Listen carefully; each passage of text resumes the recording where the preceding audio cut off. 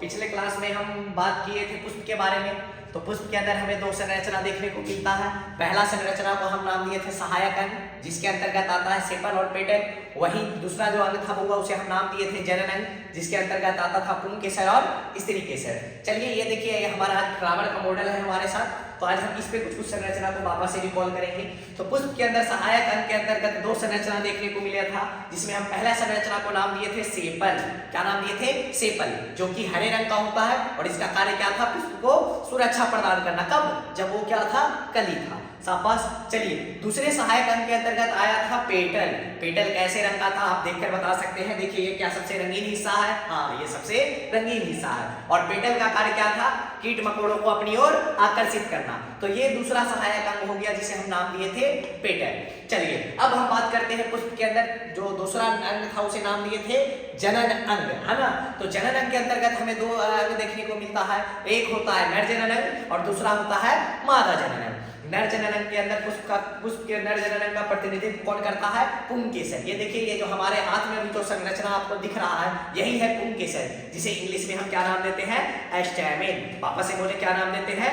एस्टैमेन। वहीं बुआ पुष्प के अंदर दूसरा जो जनन अंग होता है बुआ, उसे नाम देते हैं स्त्री जनन अंग। हाँ, ये जो आपको हाथ में जो संरचना दिख रहा है यही है स्त्री जनन अंग, जिसे हम नाम देते हैं स्त्री केसर।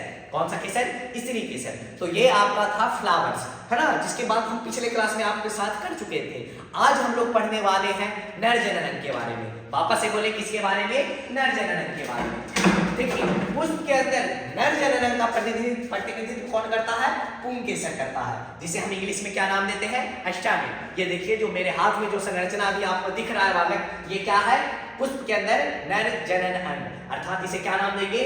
एस्टैमेन। वापस से बोले एस्टैमेन, जिसे हिंदी में क्या नाम देते हैं? पुंकेसर। देखिए कितना सिंपल है याद रखना कि पुंकेसर या एस्टैमेन किसका नाम होता है जी? नर जनन अंग है या स्त्री जनन अंग? देखिए एस्टैमेन के लास्ट में क्या लगा हुआ है? मेन। मेन मतलब नर, है ना। वही इधर देखिए पुंकेसर। सर कौन होते हैं? नर होते हैं या मादा? ऐसे करके आप याद कर सकते हैं। चलिए वापस रिकॉल करते हैं इस संरचना के बारे में। तो देखिए ये आपका क्या हो गया? पुंकेसर। वापस से बोलिए क्या हो गया? पुंकेसर। इसी प्रकार पुंकेसर जो होता है पुष्प के अंदर किसका प्रतिनिधित्व करता है? नर जनन अंग का। किसका? नर जनन अंग का। और यही पुंकेसर अगर ढेर सारा आपस में आकर जुड़ जाए, देखिए क्या हमारे हाथ में दो है? हाँ दो है। ऐसे ही 2 और 4 5 6 ऐसे आपस में मिल जाता है। तो अब उसे हम पुंकेसर ना कहकर एक नया नाम दे देते हैं, और वो नया नाम होता है पुमंग। क्या नाम होता है? पुमंग, जिसे इंग्लिश में हम एक और नाम से जानते हैं एंड्रोसियम। वापस से बोले क्या नाम देते हैं? एंड्रोसियम, है ना। तो सिंपल याद रखना, यहाँ से सवाल क्या पूछा जाएगा? आपसे पूछा जाएगा बताइए जी पुष्प के अंदर नर जनन अंग का प्रतिनिधित्व कौन करता है? ऑप्शन में अगर एस्टैमेन दिया हुआ है तो एस्टैमेन जाएगा, अगर एंड्रोसियम दिया है तो एंड्रोसियम जाएगा। हालांकि एंड्रोसियम्स के हिसाब से सवाल क्या आता है कि पुष्प के अंदर पाए जाने वाले पुंकेसर के समूह को क्या कहते हैं? तब आंसर क्या जाएगा? पुमंग या एंड्रोसियम। अब देखिए इसके बारे में और डिटेल जानकारी लेते हैं। ये देखिए हमारे हाथ में जो अभी संरचना लिए हुए क्या है? पुंकेसर। तो देखिए जी पुंकेसर का 2 हिस्सा पाया जाता है। कितना हिस्सा? 2 हिस्सा। देखिए ऊपर की तरफ जो रेड आपको दिख रहा है ब्राउन कलर का, है ना। तो ये जो हिस्सा देखने को मिलता है बुआ, इसे नाम देते हैं एंथर।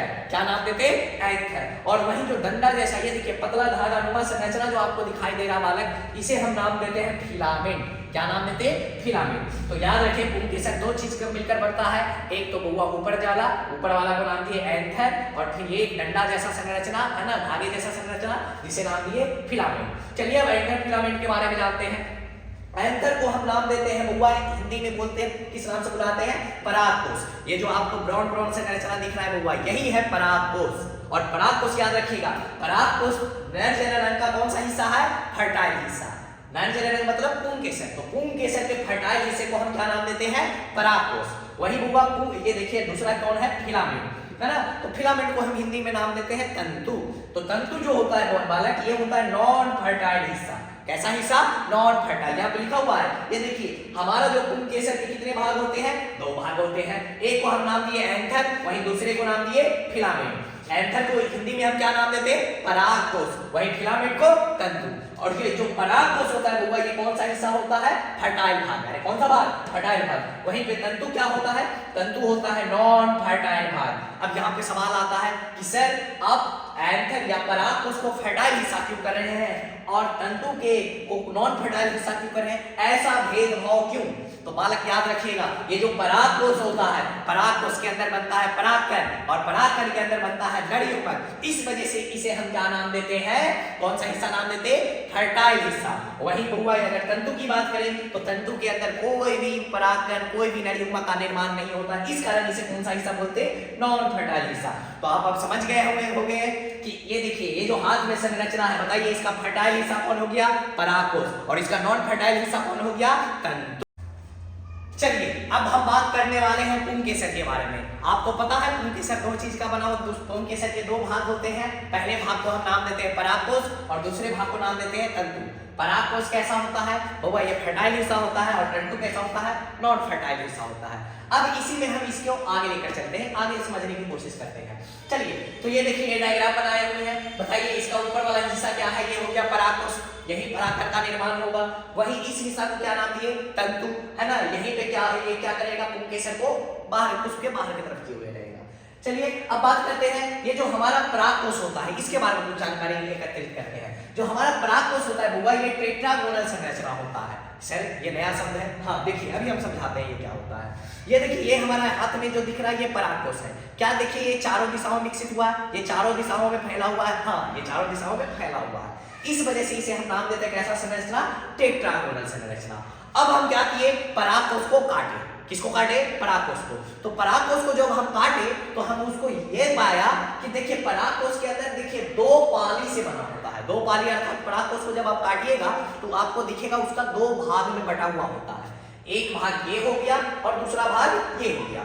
इस वजह से इसे हम नाम देते हैं द्विपाली संरचना। कैसा संरचना, द्विपाली संरचना। तो सबसे पहला संरचना क्या हो गया, हमारा परागकोश कैसा है, टेट्रागोनल संरचना है, अर्थात ये चारों दिशाओं में फैला हुआ है। दूसरा कैसा है, हमारा जो परागकोश है ये कैसा संरचना है, द्विपाली संरचना है। कैसा, वापस से बोले, द्विपाली संरचना, है ना। और साथ साथ जो हमारा परागकोश होता है इसके एक पाली के अंदर कोष्ठ कितना पाए जाते हैं, दो। कोष्ठ मतलब ये जो गोल गोल हिस्सा आपको दिख रहा है ये क्या है, कोष्ठ है। तो इस कारण इसे हम कैसा संरचना भी नाम देते हैं, द्विकोष्ठी संरचना। तो वापस से रिकॉल कीजिए कि हमारा परागकोश कैसा है, हमारा परागकोश कैसा है, टेट्रागोनल संरचना है। साथ साथ कैसा है, इसके अंदर दो पाली पाए जाते हैं, इस वजह से ये द्विपाली संरचना है। और तीसरा क्या है, इसके अंदर कोष्ठ का संख्या कितना होता है, दो, इस वजह से ये कैसा संरचना है, द्विकोष्ठी। ध्यान रहे, एक पाली के अंदर कोष्ठ कितना होने वाला है, दो। तो बताइए परागकोश के अंदर टोटल पाली है कितना, हाँ टोटल पाली कितना है, दो। इस वजह से बताइए इसके अंदर टोटल कोष्ठ कितना हो जाएगा, टोटल कोष्ठ हो जाएगा 4। तो नीचे वही लिखा हुआ है कि परागकोश के अंदर 4 कोष्ठ पाए जाते हैं जिन्हें हम लघु बीजाणुधानी या माइक्रोस्पोरेंजिया कहते हैं। तो यहाँ पे एक नया शब्द आ गया आपके सामने, लघु बीजाणुधानी, और दूसरा इसका इंग्लिश शब्द माइक्रोस्पोरेंजिया। डरिए मत, इसके बारे में हम आगे के क्लासों में चर्चा करते रहेंगे।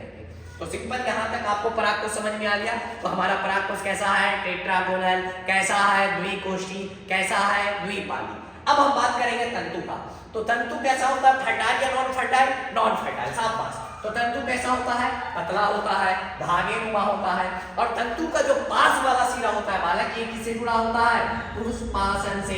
वापस से बोले किससे जुड़ा होता है, पुष्पासन से। और वहीं दूर वाला सिरा किससे जुड़ा रहेगा, परागकोश से। तो ये देखिए हमारे पास पुंकेसर है, तो पुंकेसर का ये उजला वाला सफेद वाला जो हिस्सा आपको दिख रहा है यही है तंतु। तो बताइए तंतु का पास वाला सिरा, ये सिरा क्या हो गया, पास वाला, तो ये किससे जुड़ा रहेगा, पुष्पासन से। और ये वाला सिरा जो आपको दिख रहा है ये कैसा सिरा हो गया, दूर वाला, तो ये किससे जुड़ा रहेगा, परागकोश से।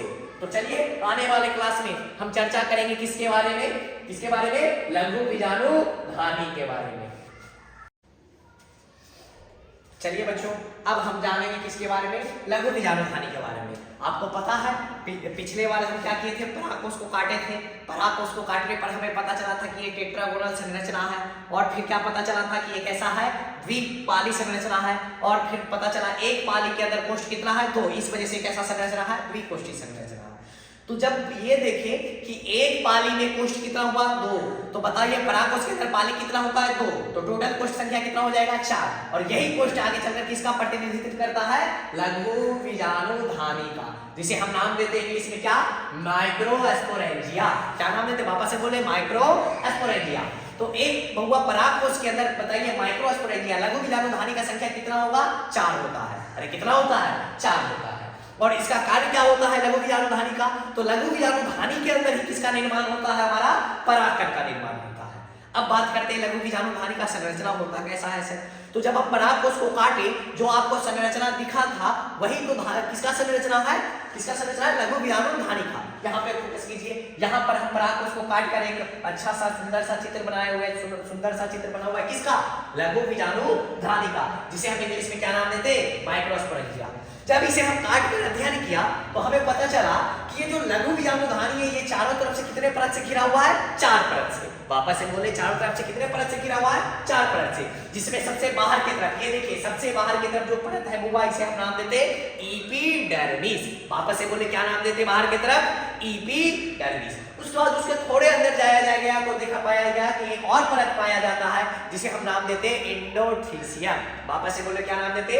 एंडोथीसियम। और उसके अंदर एक और परत पाया जाता है जिसे हम नाम देते मिडिल लेयर। कौन सा लेयर? Middle layer. और सबसे अंदर की तरफ जो परत पाया जाता है वो परत होता है टैपेटम का। तो ध्यान रहे हमारा पराग कोश चारों तरफ से कितने परत से घिरा होता है? 4 परत से। इसमें सबसे बाहर की तरफ एपिडर्मिस, फिर कौन आता है? एंडोथीसियम, फिर कौन आता है? मिडिल लेयर, और सबसे अंत में कौन आता है? टैपेटम। और टैपेटम के अंदर बीच में कौन पाया जाएगा? हमारा लघु बीजाणुधानी। ये डायग्राम देखिए, तो ये बाहर की तरफ epidermis, endothecium, middle layer, tapetum, और टैपेटम के अंदर कौन है?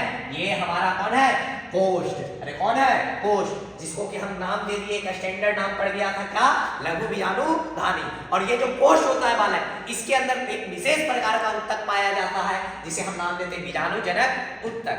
कौन सा उत्तक? बीजाणुजनक उत्तक। तो सर यहाँ पे आप सवाल उठता है कि सर आप जो 4 परत पढ़ा दिए कि हाँ लघु बीजाणुधानी के चारों तरफ 4 परत पाया जाता है, इनका कार्य क्या होता है? तो आइए देखते हैं इनका कार्य।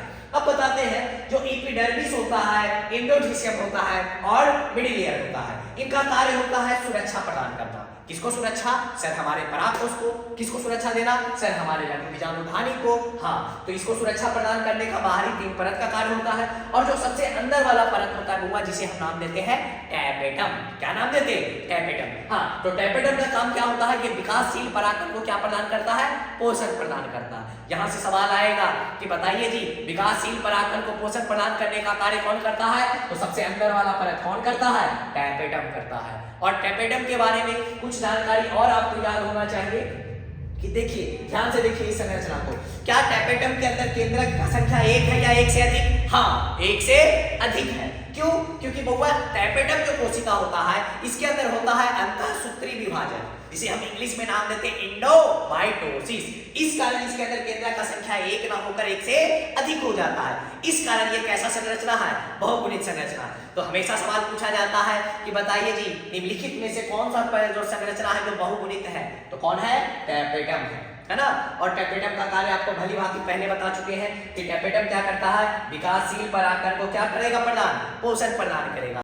ये जो लघु बीजाणुधानी होता है ना, ये लघु बीजाणुधानी के जो मध्य में जो उत्तक पाए जाते हैं उसे हम नाम दिए थे बीजाणुजनक उत्तक। और इसी बीजाणुजनक उत्तक के अंदर क्या होता है? वो एक विशेष प्रकार का प्रक्रिया होता है जिसे हम एक नाम देते हैं, उसे नाम देते हैं लघु बीजाणुजनन, है ना। तो लघु बीजाणुजनन कहाँ संपन्न होता है?